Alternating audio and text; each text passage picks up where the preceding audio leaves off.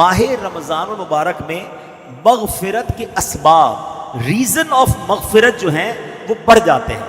Number ایک، ماہ رمضان کا روزہ رکھنا سامان مغفرت ہے۔ رمضان میں قیام کرنا، یعنی جو رات جاگ کر عبادت کرتے ہیں، یہ بھی مغفرت کا ذریعہ ہے۔ ماہ رمضان کی شب قدر میں عبادت کرنا، یہ مغفرت پانے کا ذریعہ ہے۔ روزہ دار کو افطار کروانا، یہ بھی مغفرت کا ذریعہ ہے۔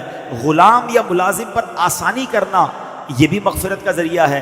رمضان المبارک میں ذکر اللہ کی کثرت کی جائے کہ حدیث پاک میں ہے ماہ رمضان میں ذکر اللہ کرنے والا بخشا ہوا ہے، تو ذکر اللہ بھی مغفرت کا ذریعہ ہے۔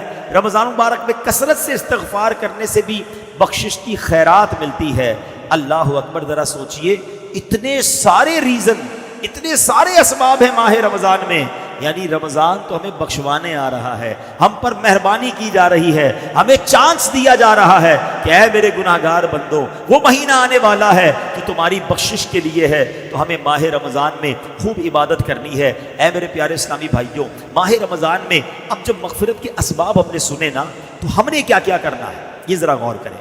سب سے پہلے تو کام یہ کرنا ہے کہ ماہ رمضان کے آنے سے پہلے پہلے ہم پکی سچی توبہ کر لیں، تاکہ گناہوں سے بالکل پاک اور صاف ہو کر رمضان المبارک کا استقبال کر پائیں۔ ماہ رمضان میں دوسرا کام کیا کریں کہ دن کا روزہ اور رات کا قیام، یعنی تراویح اور نوافل ہرگز نہ چھوڑیں۔ دوسرا کام یہ ٹارگٹ لے لیں۔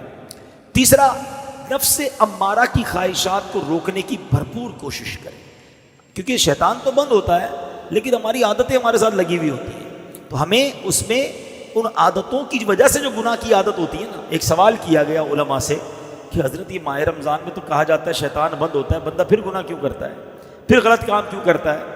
تو بڑا پیارا علماء نے جواب دیا کہ سائیکل پر پیڈل مارو، مارتے رہو تو چلتی رہتی ہے، پھر اس کے بعد بہت سارے پیڈل مار کے روک دو، پھر بھی کافی دیر تک چلتی رہتی ہے۔ فرمایا 11 مہینے شیطان نے اتنے پیڈل چلا دیے ہیں کہ باقی 1 مہینے کی بندے کی گناہوں کی سائیکل ویسی چلتی رہتی ہے۔ تو سائیکل رکے گی کیسے جب بریک لگاؤ گے؟ تو گناہوں کی عادت پر بریک لگانا ہے رمضان میں۔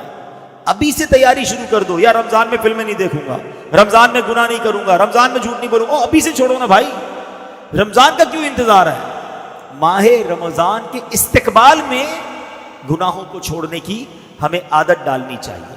اچھا، ماہ رمضان میں ایک اور آپ نے کام یہ کرنا ہے کہ پورے دن میں تمام دنیاوی خیالات سے پاک ہو کر، سارے کاموں سے فارغ ہو کر، بے شک تھوڑی دیر ایسی رکھنی ہے جو صرف اللہ کا ذکر کرنا ہے، درود پاک پڑھنا ہے۔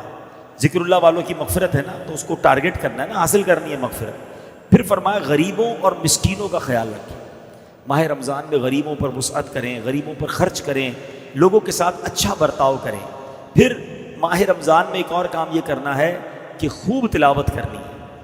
ماہ رمضان تو ہے ہی نزول قرآن کا مہینہ نا، خوش نصیب لوگ میں نے دیکھا ہے کہ خوب تلاوت کرتے ہیں، تو کوشش کریں اللہ توفیق دے تو 3 بار قرآن ختم کر لیں۔ 3 بار نہ کر سکے تو کم از کم 1 بار تو ختم قرآن رمضان میں اپنی تلاوت سے کریں۔ امام صاحب تراویح میں سنائیں گے وہ الگ ہے، مگر ہم اپنی تلاوت سے کم از کم 1 بار قرآن پاک ضرور ختم کریں۔